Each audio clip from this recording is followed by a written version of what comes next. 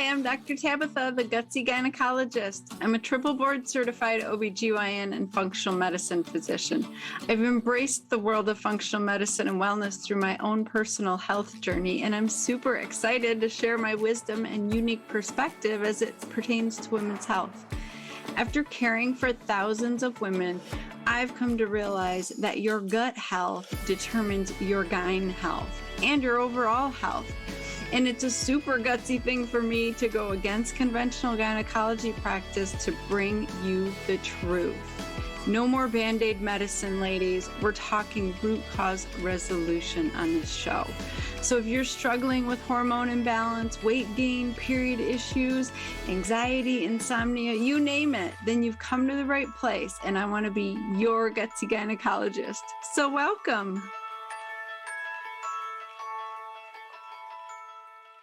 Welcome back, ladies. I'm so excited for this episode. My beautiful and super wise friend, Cynthia Thurlow, is coming out with her new book, Intermittent Fasting Transformation. I'm so excited for her.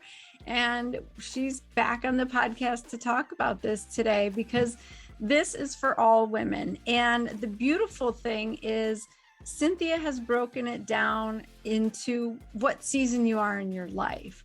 It depends on if you're cycling or if you're in perimenopause or menopause or if you're postmenopausal.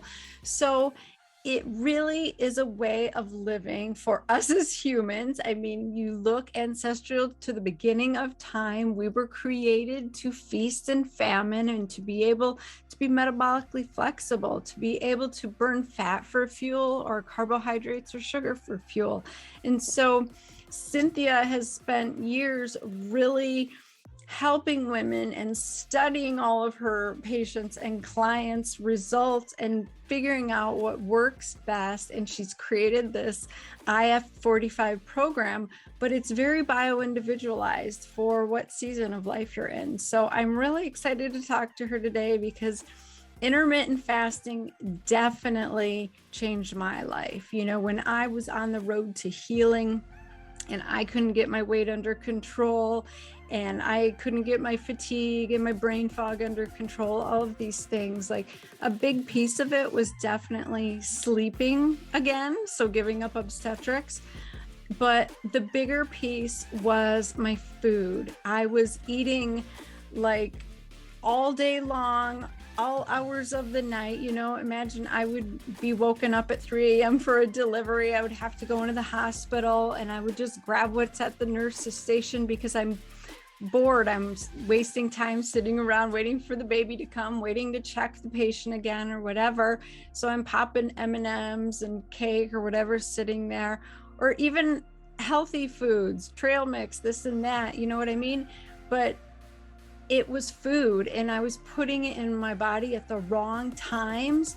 And that was really wreaking havoc on my system. And so she's going to talk about why it's really important, not only what you eat, but when you eat. Like, how does that affect our other systems of our body? Our brain health, our immune system, our gut health, our circadian rhythms, all of these things. So she addresses all of this in the book. Her book is amazing. You need to go get it. You need to do her program because you can't not feel better doing it. It really does work. I mean, I teach intermittent fasting with my programs, and the way she has this dialed in is just so beautiful. So I would love to just speak her praises really quickly before we get going here because she is a force to be reckoned with. She's really done a lot in a short period of time, and she's just such a sweetheart. So Cynthia Thurlow is a nurse practitioner. She's the CEO and founder of the Everyday Wellness Project. She's an international speaker with over 9.6 million views for her second TEDx talk on intermittent fasting. With over 20 years experience in health and wellness, Cynthia is a globally recognized expert in intermittent fasting and nutritional health. And she's been featured on ABC, Fox 5, KTLA, The CW, Medium, Entrepreneur, and The Megyn Kelly Show. Super impressive.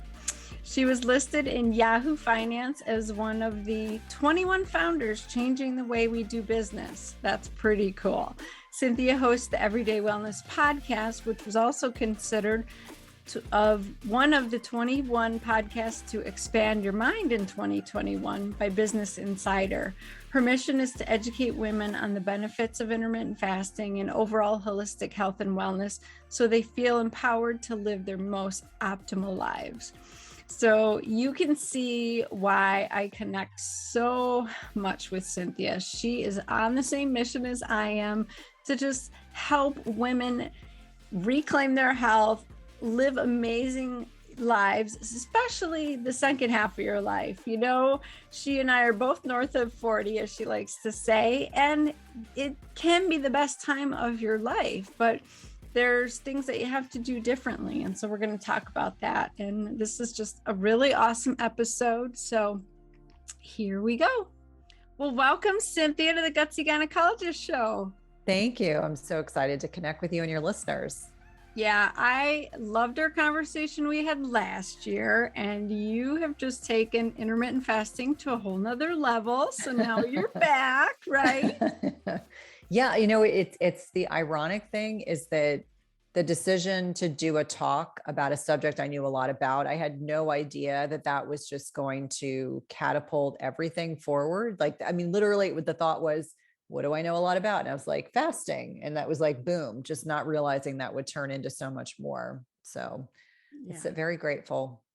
Oh my gosh, you are just changing millions of women's lives. This is amazing. And so I'm really excited that you're finally getting your book out, Intermittent Fasting Transformation. So let's talk about this. You know, I know my listeners have heard your story before, but I really want them to understand like why intermittent fasting was the key for your shift in your health. Like, why was that the one thing that made the difference? Well, I think on so many levels, you know, as a traditionally trained allopathic nurse practitioner, you know, I went to a top-notch research hospital, trained there, and I don't recall ever having any discussions about perimenopause. And most of the stuff about menopause was like scary, like that's your grandmother, that's your mother, like that'll never happen.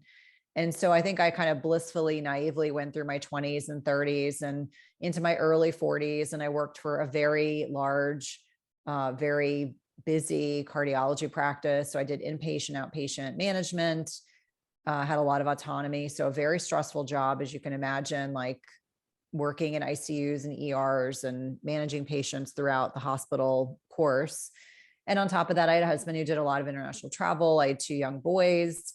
And I probably wasn't getting enough sleep. And I was probably doing the wrong types of exercise given where I was in time and space. But again, I had never heard the term perimenopause. Honest to God, I mean, I think about this now and it just makes me feel naive. And so it wasn't until I hit a wall. I literally got to a point where I woke up one morning and I was like, why am I so tired? Like, what am I doing wrong? And so kind of down that rabbit hole I went and realized, okay, this is perimenopause. And the reason why this is happening and, you know, just all the physiology that changes with lowered progesterone, you know, relative estrogen dominance, the ability to not be able to manage and mitigate stress as well, the wrong types of exercise, probably too low carb, and, you know, having a stressful job and having 2 little kids and a husband who traveled probably was like the perfect storm. And so I think for me, initially, it was the recognition that a lot of things had to change in my lifestyle. I'd always been a healthy eater. I'd always been active, but I started like putting on weight. And when you're 5'3", you know, 5 or 10 pounds makes a big difference in how you look and how you feel in your clothes. And so, you know, from my perspective, I think fasting in many ways was one strategy of many that I embraced. And I felt comfortable and confident doing it because I read, you know, Jason Fung's book. And I was like, okay, here's another allopathic trained healthcare provider who's using this successfully. And so initially it was just the N of one. It was really just me, but I started feeling so much better so quickly that it was the recognition that maybe this is a strategy that will be helpful for other people. And so I left clinical medicine in 2016, which is hard to believe. That's almost 5 years ago. And, you know, in my traditional, I'm going to leap and then worry about it later fashion, you know, I almost immediately started attracting women that were at the same stage of life, people who felt ignored and felt that the kind of traditional medical establishment was suggesting things like synthetic hormones, antidepressants, an IUD, an ablation, a hysterectomy to control symptoms, when so much of what they were experiencing could be mitigated in many ways by changes in nutrition and lifestyle medicine and maybe eating less often. And so that was another rabbit hole I kind of fell down, and I was having a lot of success with the women that were coming to me in my practice, my outpatient practice. And I was really just focused on lifestyle medicine. I wasn't prescribing medications. I wasn't really doing that much anymore. And it just occurred to me that there was a lot of value in what I was teaching. And so that's initially how that started. But what came from that as an introvert, which a lot of people are surprised to hear that, is that I decided I wanted to challenge myself. And so part of the challenge was I'm going to do a TED Talk. And so the very first talk I did was on perimenopause, which I can retrospectively say now I was really embarrassed to do a talk on that, because in my head, I didn't feel 47. I didn't feel 47. So I was like, how could I possibly be talking about being close to menopause? And so at the same time I accepted that talk, within a month, I was offered a second one. And they said, you can't do the same topic. It has to be something else. And so honest to God, I looked at my husband and said, what do I know a lot about? And he said, fasting. And I said, okay, I'm going to do it on fasting. And then they asked me to do it on, would I do a slant towards women? And I said, absolutely. And so I had agreed to 2 talks, did one in December of 2018, did the second one in March of 2019.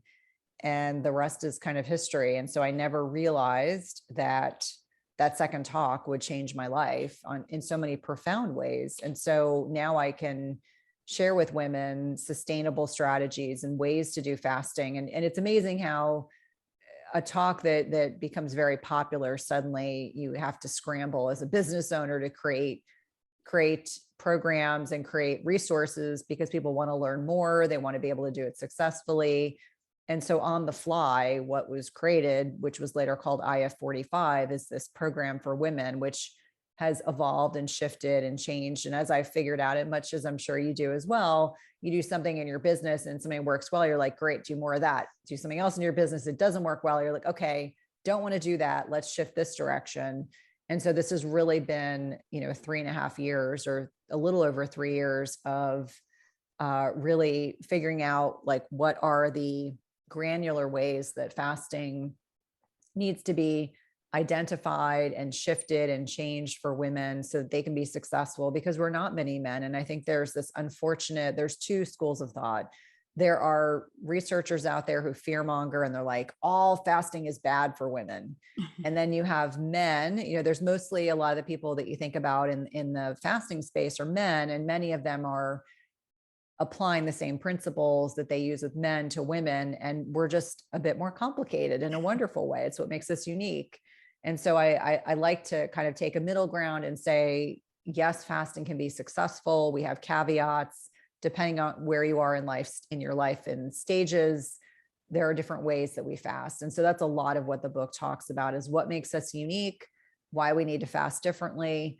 And I don't address the fear mongers. I just like to, mention to people that there are people out there that are anti-fasting, and that's okay. They're entitled to their opinion. I couldn't agree more with anti-fasting as just a healthy way of life. I completely agree that is how our genetics and our body's chemistry was designed to function. We didn't have grocery stores on every corner 1,000 years ago.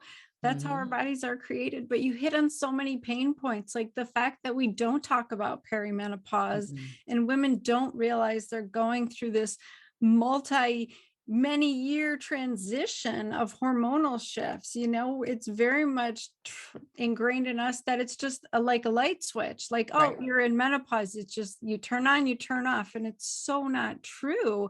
And one of the biggest things that happens is our metabolism slows down, our kidney function slows down, our digestive enzyme production slows down. I mean, you name it, like everything just starts to slow down. And then we compound the issue with eating too much and eating the standard American diet. I would love for you to just talk about, like, how important it is to clean things up. So we're talking about like when to eat and why that's really important, but it is like important about what you eat, right? Oh, absolutely. And I think it also speaks to, as you kind of alluded to, this ancestral health perspective that we would not have survived as a species if we weren't designed to eat less frequently, because we had food scarcity. There wasn't a grocery store. There wasn't a convenience store. You couldn't just Amazon groceries to your house. It didn't work that way. And so I think it really diminishes I guess the strategy, the mindset, the philosophy that this isn't something that really is aligned with the way our bodies are designed to thrive. And so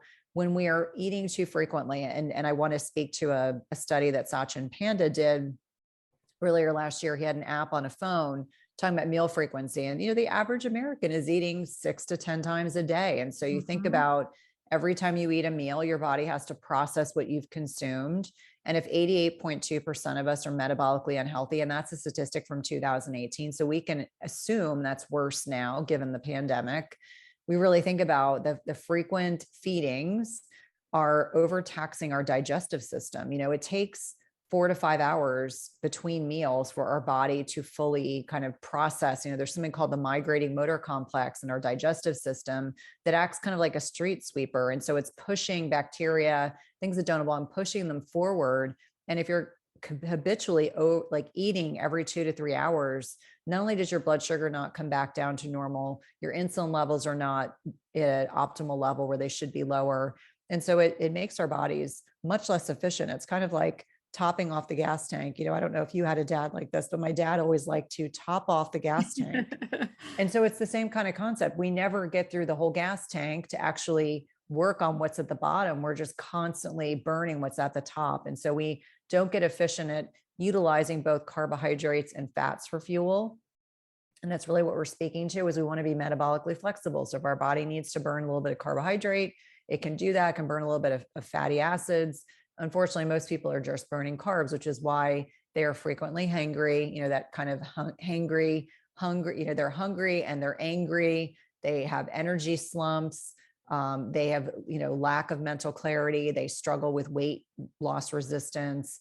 They may struggle to stay awake after eating a meal, versus people that are tapping into this fat fuel source. They have sustained energy. They can go 4 or 5 hours between meals. They can, easily lose weight when they want to.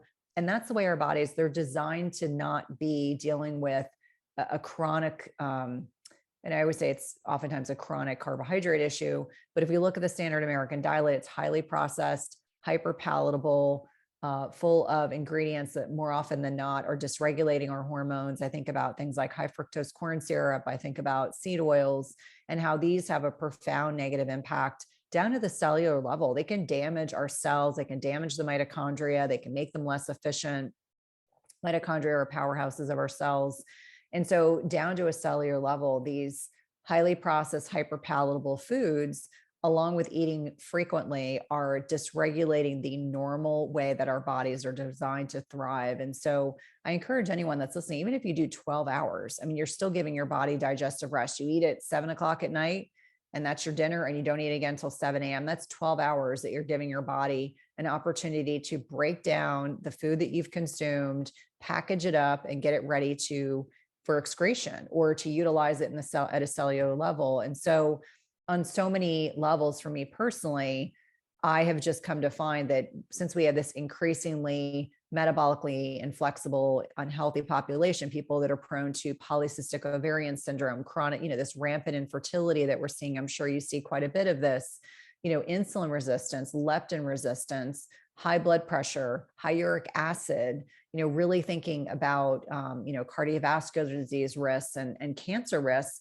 are all associated with these higher levels of insulin. And insulin's not all bad. I think, unfortunately, people think of it as a bad hormone. It's a great hormone when it's working effectively. But if our hormone levels are never properly balanced, if we're chronically eating, insulin levels go down, and we put ourselves at greater risk for these types of metabolic disorders. And so I would be remiss if I didn't really emphasize that is my impetus. That is why I feel so passionately that this is a strategy that women, irrespective of life stage, should really be considering, because I want my children, and I'm sure your children as well, we want them to grow up in a healthier environment than what we're currently in. I think about the fact that, the most recent statistics I've read suggest that this population of young people are going to be less healthy than we are.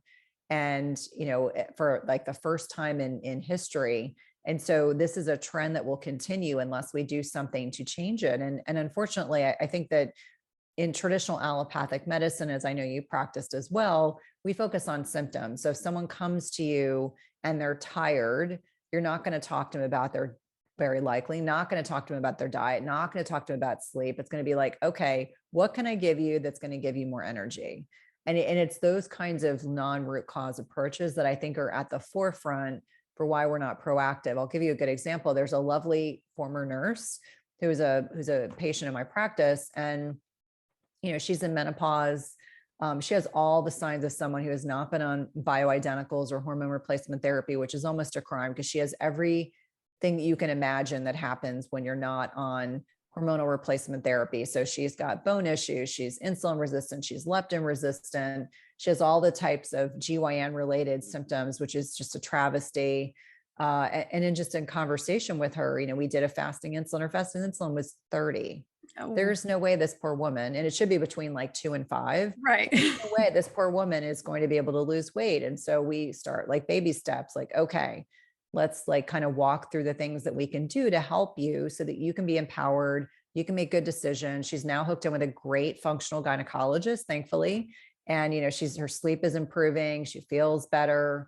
But I just think we're missing the mark with women. And certainly, this discussion is not geared to just perimenopause and menopause, but I kind of feel like women north of 35 and 40 in many ways, and I'm using their terminology, they feel forgotten, they feel silenced, they feel marginalized. And so in many ways, I want them to have the ability to take their power back and to be able to make good decisions so that they will have high quality of life in, perimenopause, menopause, and beyond, and not feel like they have to just accept things as they are. That's one of those limiting beliefs that really is a source of irritation for me, because on so many levels, I feel I don't want women to think that they just have to accept everything that happens with age. I mean, we all will get older, right? I mean, I look different now than I did 15 years ago, but I have so many wonderful things that are in my life. I'm sure you probably feel the same way, that some of the vanity metrics, I worry less about those. And a lot of what I think about looking in the future is I want to be able to keep up with my very active boys, and I want to be able to travel, and I want to be sharp as a tack, just like my grandmother was until she, passed away in her 90s. We want to have a high quality of life, and, finding strategies that can help you embrace that are certainly very important. Oh my gosh, without a doubt. And that's why I support you so much, because I hear the same thing from my patients. It's like they just get dismissed. The doctors tell them they're fine. This is part of aging. Just deal with it. I had someone yesterday reach out to me and say, my doctor told me that I can't lose weight, so why should I try? I'm menopausal. And I just thought, Oh, that is a travesty. Like, mhm. we are giving the wrong advice. So I'm glad that you're out there fighting the fight with me, because women need us. They need to hear that that is a bunch of crap, actually. And Mhm. it's just that they're not educated to health and wellness, and I they don't know. understand. They're so stuck in the world of disease. They don't even know what health looks like anymore. I know. And the thing that's funny slash not funny was that when I was, 44 and hit that wall and felt like crap and had to kind of redo everything I was doing, I had to exercise differently, eat differently, etc. I remember I had an appointment with my GYN just coincidentally on the day my period started. And I had been telling her my periods were really heavy. And so, honest to God, she puts a speculum and takes a look at me. She goes, "Oh my God, your periods are really heavy." And that started the conversation: synthetic hormones, an IUD, an ablation, and a hysterectomy. And I was like, yeah, no, I'm not going to do that. And so I think I hope women know that if you're working with someone that tells you just have to accept things as they are, and that weight gain is a normal function of aging, you should just suck it up. You need to find a new gynecologist. You need to find a new midwife or NP or whomever it is that you're seeing, because there are so many people out there that want to help women. They love helping women. I think that's really what it comes down to. You have to really genuinely love the work that you do, and you want to genuinely help people. And so I think on so many levels, from my perspective, I just want people to have hope. I don't want them to Yeah. feel that, once you get north of 35, that things, all fall apart. The wheels come off the bus and you kind of just get parked somewhere and just accept whatever happens. Yeah. I call bullshit on that. Mhm. I would love for you to talk about the gut microbiome connection a little Mhm. bit in regards to intermittent fasting, because I just find it so healing. Mhm. It's a reset for the gut, right?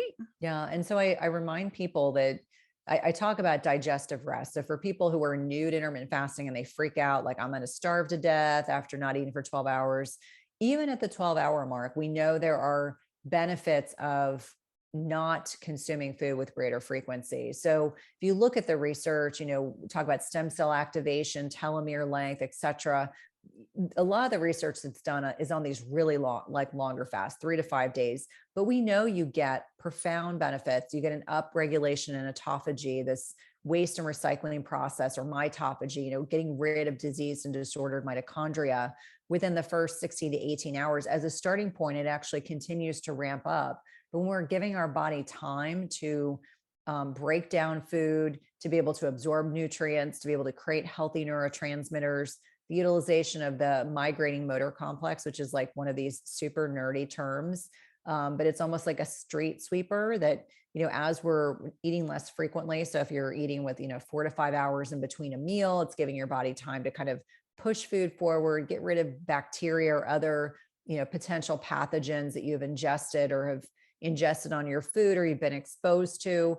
So really starting from the point of digestive rest at 12 hours all the way up to stem cell activation, there's definitely a variety of profound benefits. But we know there's a lot of hormonal benefits. We hope that we're able to kind of break down and detoxify hormones like estrogen. I always remind people there's two phases of detoxification in the liver. And then that third phase is really in the gut. And so if your gut health is not optimized, you can recirculate these estrogens. And so people say, well, I poop every day. This is really not a big deal. And I remind them, well, you have to test and not guess, but also the onslaught of chemicals we're exposed to in our environment, our personal care products, and our food can really dysregulate that process. And so there are certain things that we look for in a Dutch test or other types of testing that can let us know how well we are getting rid of these waste products that should be working effectively. So when I think about intermittent fasting, one of my favorite benefits is really on the gut microbiome. And we know that the gut microbiome impacts immunity, impacts, blood sugar regulation. It impacts our ability to fight off pathogens. And the unfortunate thing is there are some changes that you kind of alluded to with aging that are a byproduct of just, being north of 40. So you make less hydrochloric acid, which is that first line of defense in the stomach. We may not make as many digestive enzymes. We become a little bit more prone to insulin resistance. And really now it's most of us are prone to insulin resistance. And so really being knowledgeable about the net impact of food choices along with food frequency or eating frequency can be hugely impactful. And it can be as simple as sometimes people don't even change their nutritional patterns when they first start fasting. They really just start eating less often and they can see huge net benefits. I know a lot of people come to it for the body composition changes, but I always say they stay for so much more. Exactly. They stay because they have energy and, less brain fog. That's a big thing I want to talk about. Like, that was one of the key things I noticed. Not only was the weight finally falling off without any exercise for me, but I could think again. And, I had memory again. Mhm. Whereas before I was relying on my assistant to remind me of everything the patient had said to me in the plan. I mean, that's how bad things were, but Wow. really just tightening up that eating window, giving my gut a break and burning ketones for fuel, just Mhm. shifted how my brain functioned. So I would love for you to talk about that. Yeah. So when we think about keeping our fasting insulin low, and we're in this non-fed state, allows our body to kind of Jason Fung always does a fantastic example, so I want to give him credit. We look at carbs as the refrigerator and the freezer are the fats. And so we want to burn through our carb source so that we can get to the fats, burn fatty acids as a primary fuel source. And, what you alluded to is this utilization of a specific type of ketone, these fatty acids called beta hydroxybutyrate. It's diffused right across the blood-brain barrier, which is what oftentimes we believe is what is the primary precipitant for all that mental clarity, because our brains love fat. They really love fat, and it's such an efficient utilization of energy.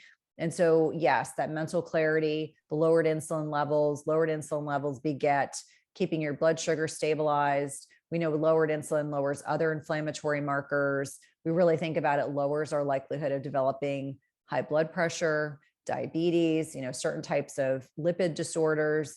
One thing that I certainly, when I was in my training, wasn't taught was that more often than not, a lot of the chronic disease states we see in the United States are a byproduct of high insulin levels. And so high blood pressure is a good representation of this, as opposed to just being related to salt, which is actually, it might be that their diet is too low in proper types of salt or sodium.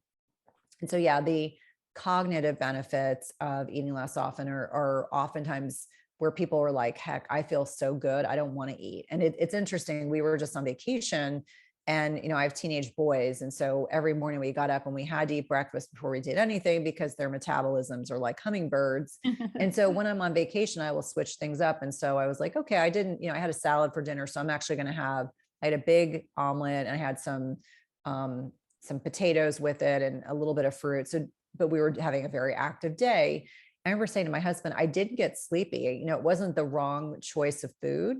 It's that my body is so unaccustomed to eating that early in the day that I just felt like everything felt off the entire day. I was like, okay, tomorrow I'm going to have an egg white omelet. Let's see if maybe if it's a little less heavy, I'll feel better. But I think when your bodies are kind of primed on using ketones as a fuel source, and for some people that may take longer. Like, obviously it sounds like you felt pretty good almost immediately. I know I did as well. But for people who are, insulin resistant or leptin resistant, it may take a little bit longer. I oftentimes will say it may take you 3 to 6 weeks to feel like you're fully fat adapted, meaning your body is able to switch in between using carbs and fats as a fuel source. Most Americans are cruising along with carbohydrates. They'll struggle with, weight loss resistance, that hangry, sensation that we kind of alluded to. And so it's really, really important for people to understand it may take time. It may not be instantaneous, may not be in a week or two. You may need to pull on some training wheels, as I affectionately call them, because when we think about the things that will not break a fast, it's, black coffee, bitter teas, water. And unfortunately, there's this misnomer that bulletproof coffee, you can have bulletproof coffee till the day you die. And I remind people, if you've got weight to lose, I would rather use your body's stores of healthy fat as opposed to adding more fat. And you can make the argument that butter is insulinemic, meaning it'll provoke an insulin response. So I always remind people, if you want to fast clean, you want to just be really mindful of what you are consuming so that you're not inadvertently breaking your fast. Like, there are a bunch of fit pros that I'm sure are well-meaning. I want to believe that they are, but they'll say things like, well, if you have 5 grapes, then you're not breaking your fast. I'm like, well, yeah, especially if you eat fruit, you're going to evoke an insulin response. But whether it's chewing gum or eating some fruit or having, a yogurt, we can get very granular about things based on research that we know technically don't break a fast. But I always remind people, I really want them to learn how to clean fast so they'll get the best results. Yeah, exactly. Especially if they're trying to lose weight, because you can burn the fat that you're intaking. You'll still be in ketosis, like you mentioned, with bulletproof coffee, but you're not tapping into your fat stores and burning your fat for fuel. So you're not going to lose weight. I mean, it's just, just intuition. Yeah.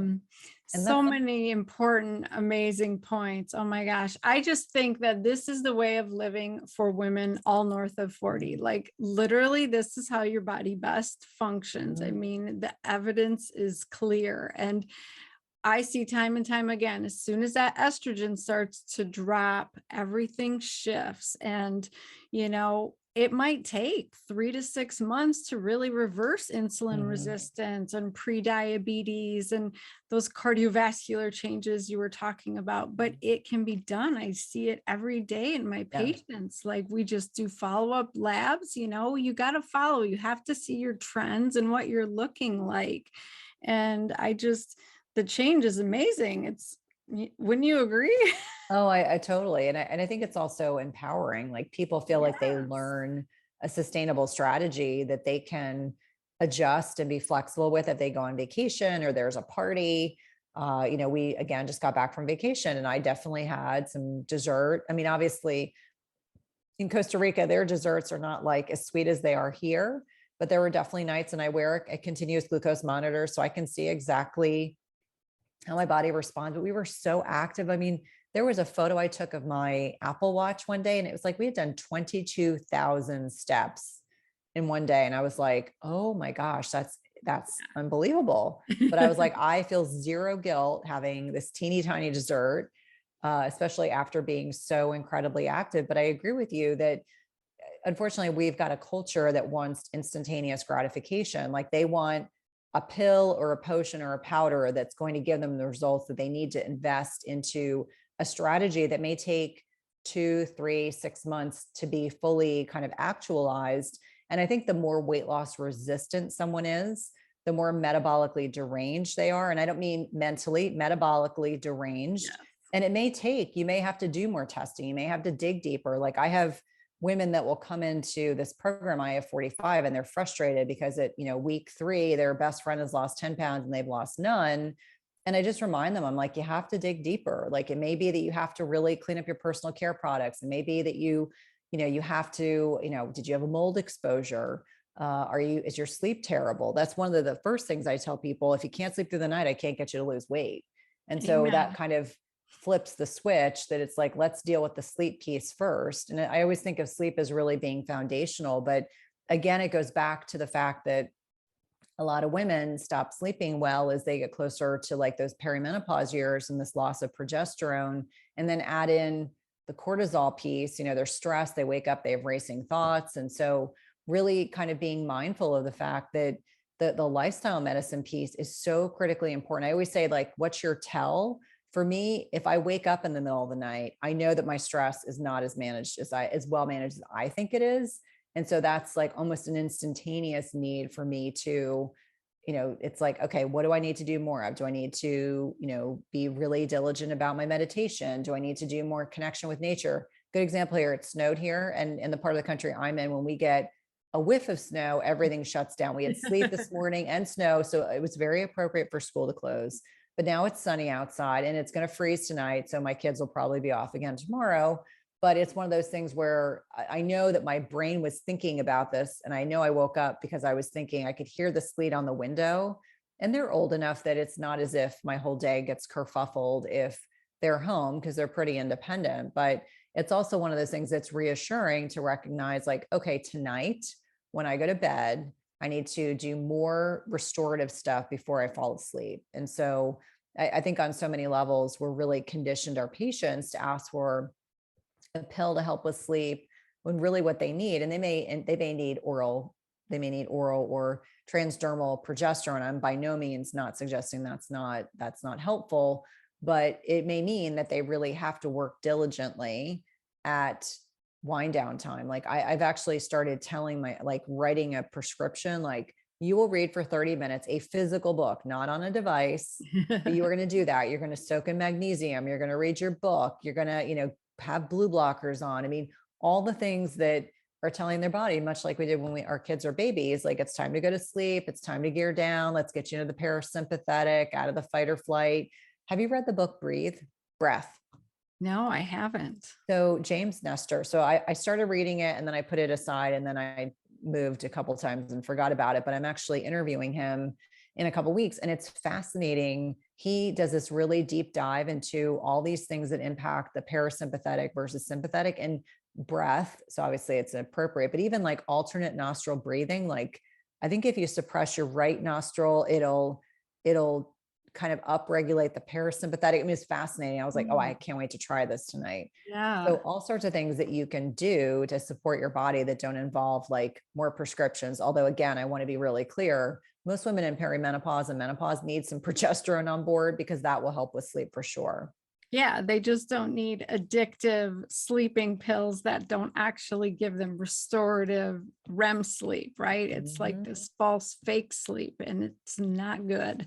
No, Not at absolutely all. not. I know for me, it's like I'll wake up if I've drank alcohol or Mhm. I've eaten a snack before bed. That blood sugar drop wakes me up every time. I'm hot and sweaty. It's Yeah. miserable. And, Yeah, you that's not know, fun. as gynecologists, we're trained, oh, that must just be your estrogen. It couldn't possibly be anything else. And it so often is related to our blood sugar. So I think that's so important. Oh my gosh, Yeah. you touched on. Alcohol is definitely a problem. I don't know if you see that, with the pandemic, but I feel like there's this incredible like wine drinking culture and there's no judgment. I mean, I grew up with a parent that was an alcoholic, so I've never been a big drinker, but the one thing I found in perimenopause was anytime I had alcohol, it didn't matter if it was a martini or a glass of wine, I know otherwise wouldn't have hot flashes. The hot flashes started. We know that it suppresses melatonin, it increases cortisol, it dysregulates your blood sugar. We don't make good decisions when we've had too much alcohol, unfortunately, which then begets the carbohydrates, which then dysregulate the blood sugar more. And Yeah. so I kind of have during the pandemic, I've kind of no longer drinking alcohol, and I think it's interesting on so many levels that triggers other people. I'm like, hey, I'm not a teetotaler. I'm just saying like my sleep is so important to me that it's not worth it to do that. And so that's kind of I always say like the sword I will die on. For me, that's what works for me. Other people may not have that problem, but the fact that I don't have any hot flashes in the absence of not drinking alcohol is reinforcement for not drinking it. Cause those are so unpleasant, as I'm sure anyone that's listening who's ever experienced one, you just kind of feel like you're incinerating from the inside out. Yeah, exactly. And I think a lot of women don't realize that alcohol is literally just metabolized into sugar, into glucose, right? And so I hear over and over from patients, well, I don't eat a lot of bread. I Mhm. don't eat cake. I don't eat candy. Carbohydrates are in so many more things than that. And alcohol is a huge one. And it doesn't have to be wine or beer. It can be vodka and gin. Like they all get metabolized into sugar, right? So it's all affecting you. Yeah. And our body will metabolize the alcohol first at the expense of storing all the other food we've consumed in fat. And so I remind people like the way that our body processes alcohol is as a toxin, like it's considered to be a toxin. So it's going to get the highest priority. And I remind people, I'm not saying not to drink, just acknowledge that that's part of the process. And so maybe at 20 and 30 and 35, not a problem. All of a sudden at 40, your sleep's off and you don't think a big deal about it. And then as you start getting a little older, it really becomes hugely problematic. I mean, I'm from a family that really likes wine. And so, I just gotten to a point now I carry around a bottle of sparkling water and some kombucha. And so it takes the pressure off of me because most of the time they think I'm drinking something alcoholic and I'm not. Put a lime wedge in it. It looks like something completely else. But the point I'm trying to make is really empowering women to make the decisions that are best suited for them and their goals. And I think for most women north of 35, 40, alcohol can be a huge problem. And I think the pandemic has not done us it's really done us a disservice because a lot of people, they've struggled to cope with a lot of things we have no control over. And so I think that the wine culture has probably upticked. In fact, I met a lovely couple when we were away on vacation and the wife was talking about this menopause belly that she was frustrated with. And, she's like, I couldn't eat the way that you do. And I said, well, and that's okay, because I don't feel like I like the way I eat. I don't feel like I'm at all deprived in the way that I eat.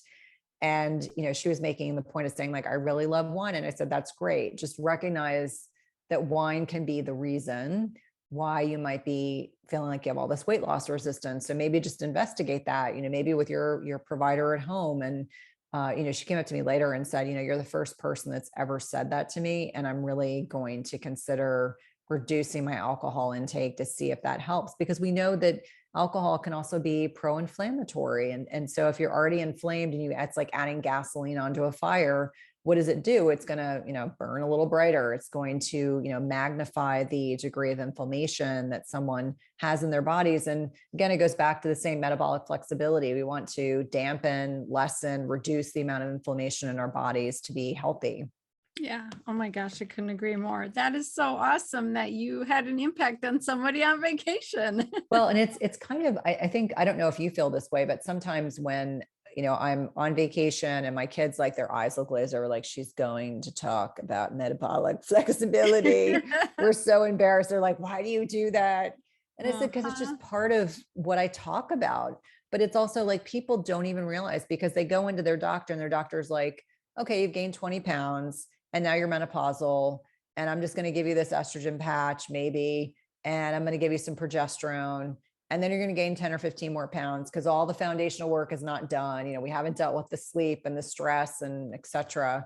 And so I think we really do our patients a disservice by not really focusing on lifestyle medicine first, and then, adding in these other modalities. And I'm pro hormone replacement therapy and bioidenticals. I'm not anti.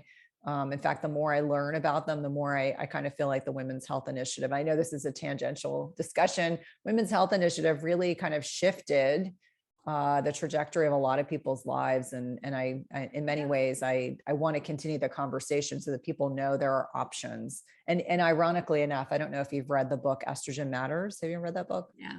Okay. So I'm down that rabbit hole, like totally geeked out, interviewing Bluming on the podcast, because I'm like, more people need to hear this information. So yeah, exactly. I mean, we've just created disease where there didn't need to be. I came out of residency right as that study came out. And so I saw the impact it had, like women were happy one day and the next day their medications were taken away from them and they went downhill. And so, it's an important conversation that we need to keep having. We need to support our compounding pharmacies, all of that. But you touched on something really important, and you talk a lot about this in your book, is bioindividuality, and like really learning how to do intermittent fasting for you in your time, your season of life.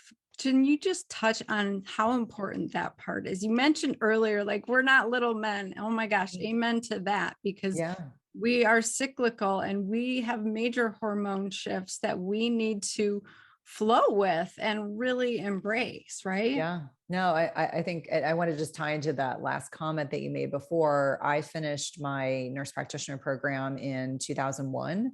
Yeah. And the irony is my graduate level thesis was talking about endometrial cancer. And so imagine like Women's Health Initiative comes out, boom. I mean, there was no way I was going into women's health at that point because I was like, what am I going to do now? So I safely went over to cardiology, and then I didn't, in my mind, I was like, I don't have to deal with this. So, to me, it's like life comes full circle, but I saw so many family members come off of hormone replacement therapy. And now we see the side effects, the cognitive impact, bone health, heart health, et cetera.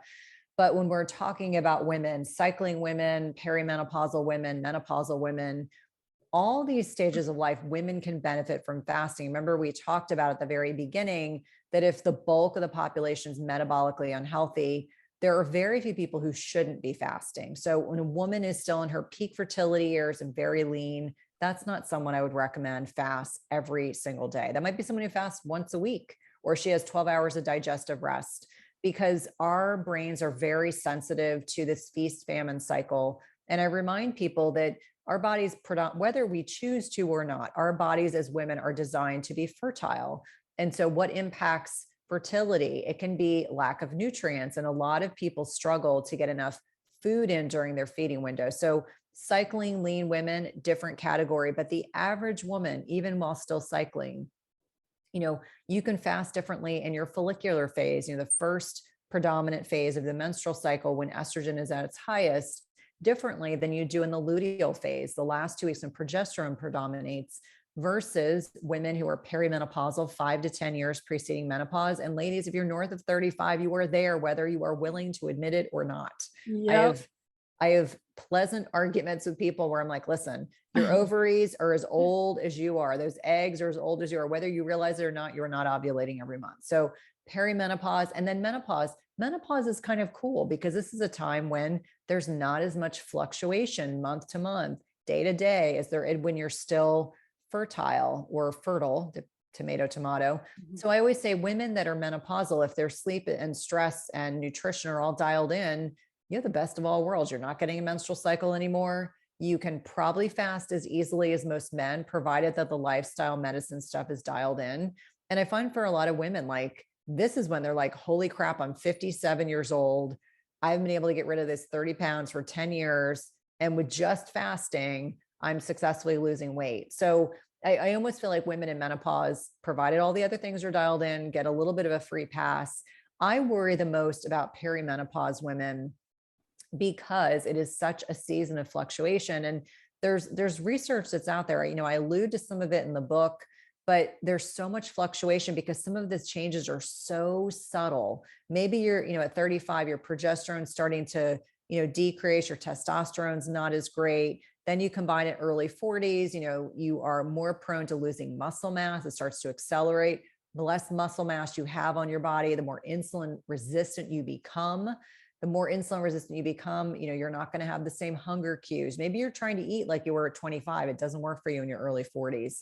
The sleep becomes evasive. And so I feel like perimenopause is really this potentially vulnerable time for women. But again, if they dial in the lifestyle piece and they understand what's happening to their bodies, they can navigate this beautifully. In fact, I use perimenopause as a barometer, as well as the menstrual cycle in general, as a barometer of whether or not fasting is working for them. So I kind of dive more deeply into this in the book, but I use the menstrual cycle really as a barometer to get a sense for how much stress their body can manage. And so when we talk about beneficial stress, I'm talking about hormetic stressors, and that can come in it's not just fasting that does it, but certain types of exercise, certain types of foods, cold or cryotherapy, infrared sauna, et cetera. Those are all examples of hormetic stressors. It's beneficial stress in the right environment makes the organism or makes ourselves, organism, not orgasm, makes the organism stronger and more resilient. And so we want our bodies to be stronger and more resilient. And so that's why another reason why fasting and taxing our body in the right way, in the right amount can be hugely impactful.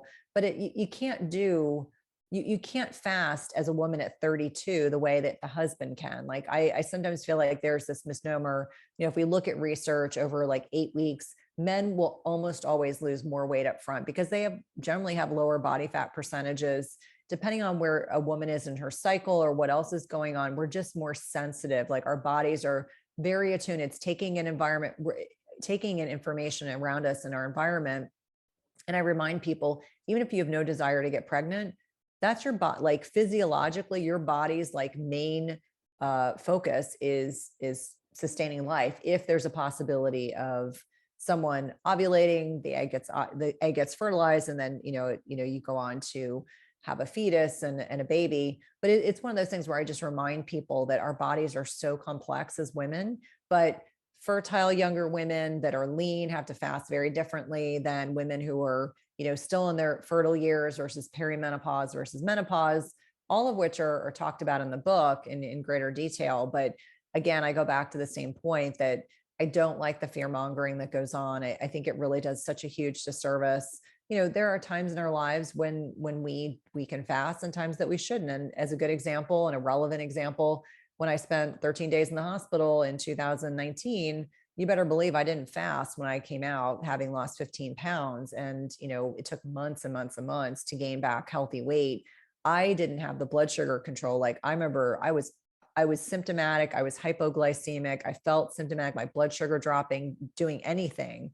And so it took time for my body to, get back to a point where it's healthy enough to be able to fast. So there are times in our lives we may not be able to fast. And there are times in our life when it's completely appropriate, but it's the acknowledgement that we have to be tuned in and aware of what information our body is providing us with. And so I'm sure you do a lot of that work with your patients, like encouraging women to like lean into what their body is telling them, which is completely the antithesis of what we're taught as providers. We're taught to be the expert, telling the patient what needs to happen. Whereas I encourage them to lean in and provide, give me input, like what's working, what is not working for you.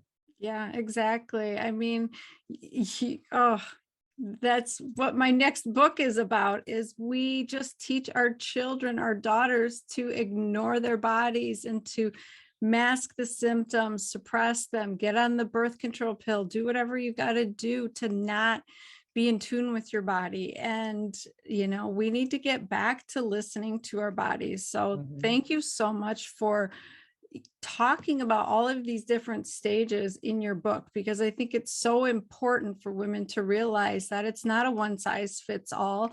And it's not even a one size fits all for you for your whole life. Like, you have to do things different in different seasons of your life that work for you, and that changes. So you've really addressed that so beautifully. And I'm really excited about your book, because I just know that it's going to touch so many women's lives.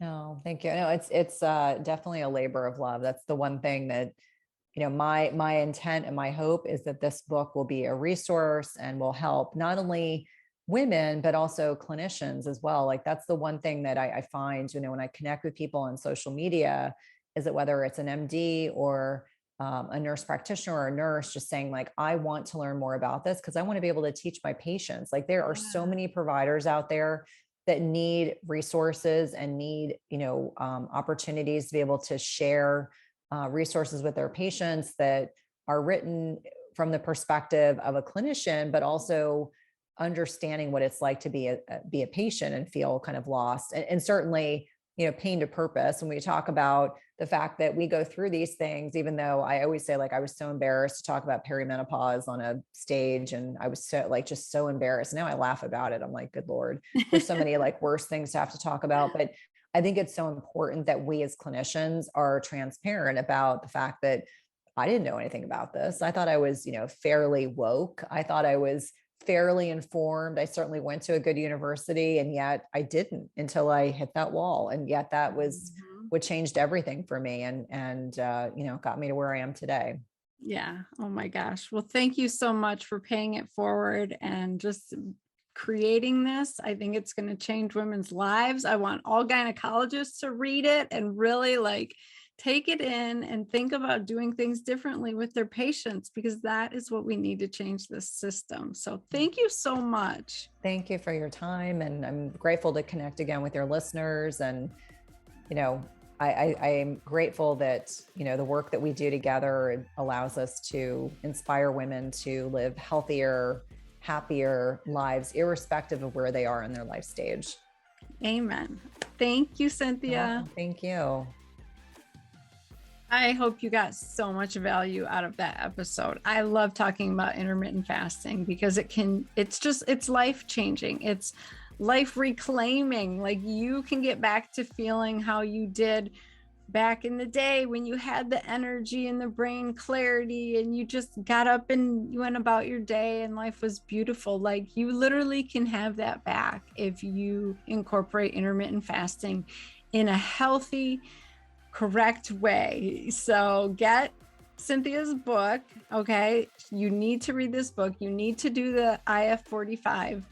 And I think one of my golden nuggets from today's episode was her talking about the migrating motor complex, like this idea that after you eat, your stomach and intestines have to do this contraction, this peristalsis, and sweep all of the debris and everything else through the system. And it doesn't get a chance to do that if you're eating all of the time. So it's really important to do fasting. So that was a good key takeaway. And she does talk about this in the book. Like, she really explains how intermittent fasting benefits you from head to toe, how it benefits your brain, how it benefits your hormones and your gut and your cardiovascular system and everything else. It slows down the aging process. Like, if you want to look young, be thin, have energy, and sleep well, you need to incorporate intermittent fasting without a doubt. It needs to be a way of life and a lifestyle. But the key is how you do it, what you eat, when you are eating, and, make sure that you understand your bioindividuality and how that plays into when you should feast and famine. So that's why I love Cynthia's book so much, because she really just lays all that out for you to understand. So go get her book. Let me know what you think about it. I am so super excited for her. And be looking for me on her podcast, Everyday Wellness, coming out in the spring. So all these links are in the show notes. Follow Cynthia on Instagram. Check out her website. The links are in the show notes. And don't forget to follow me and subscribe and hit the 5-star review if you're liking what you're hearing, because that lets iTunes know that this kind of information is important to you guys and that you want to hear more of it. It's like an algorithm, they see, oh, women want to hear about women's health and wellness. And so they're more apt to push those types of podcasts and shows and things forward as opposed to suppressing them. So it's really important that we support each other as women. This is a sisterhood, not a competition. And we really help each other live our best lives together in community. So follow me at The Gutsy Gynecologist on TikTok now. Oh my gosh, I can't believe I'm doing TikTok, but why not? There's a whole amazing, beautiful world. It's not just for kids doing funny dances. I have so many amazing faith inspiring TikTokers that I'm following now. It's really awesome. And I'm just putting out educational content. I'm helping women get hormonal literacy so that they can understand what's going on in their bodies. So follow me on TikTok and Instagram at The Gutsy Gynecologist and help me make this movement huge and amazing so that we can impact women all over the country and hopefully one day all over the world to take back control, understand what's going on in their bodies, and tell conventional gynecology it's not okay what your options are, and I want a different option. So stick with me, follow me, check me out at drtabitha.com. And I want you to have a kick-ass week as usual. So I'll see you next week. Bye, ladies.